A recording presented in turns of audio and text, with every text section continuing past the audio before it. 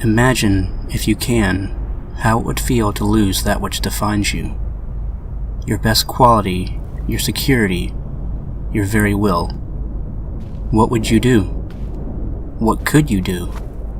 Stripped of yourself, what do you have? Do you fight, or do you allow the darkness of doubt, insecurity, and depression to consume you?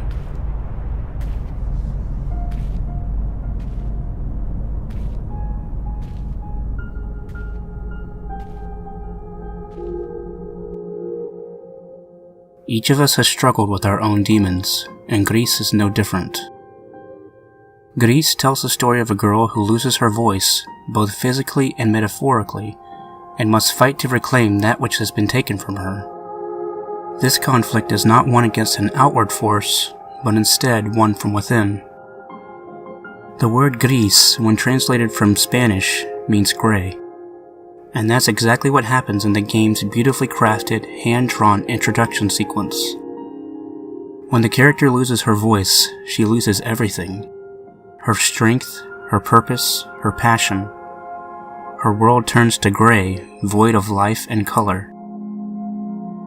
GRIS is not just a game, but an expression.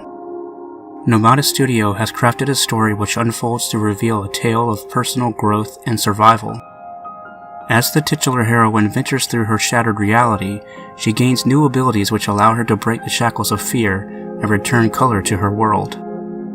On the surface, this can appear to be a simple yet elegant puzzle platformer, but the imagery and sound design evoke a deeper sense of empathy and compassion.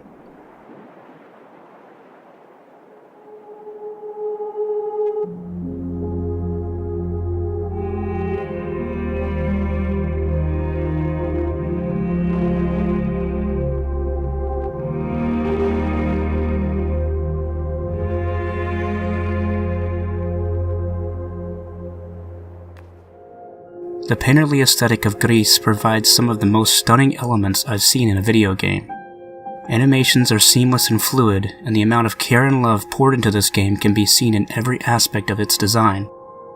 The accompanying musical score only strengthens the grip this world has on me, subtly emphasizing the somber moments and creating bursts of adrenaline when the gameplay peaks.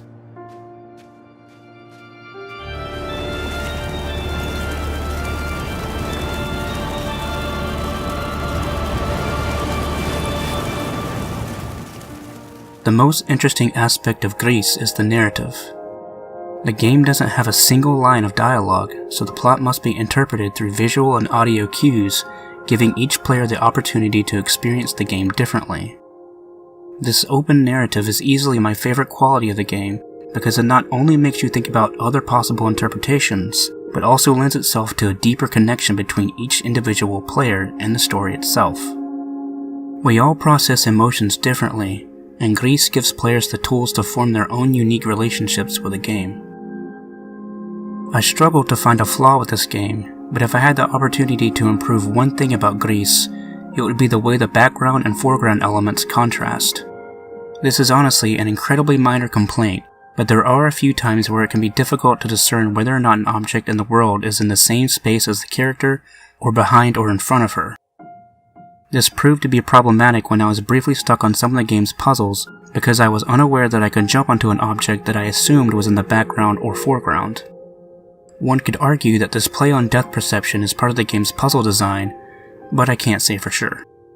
In any case, if that's the only gripe I have about the game, I'd chalk that up to a win for Nomada Studio. I finished GRIS in about 4 days with a total playtime of approximately 8 hours, but that doesn't account for the following weeks that I have not only replayed the game, but listened to the soundtrack and thought about other possible meanings behind the story.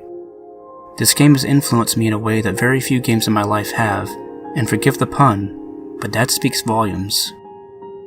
GRIS is the first title developed by the incredibly talented team at Nomada Studio, and I for one am eager to see where they go from here. I hope you've enjoyed this video, and I thank you for watching.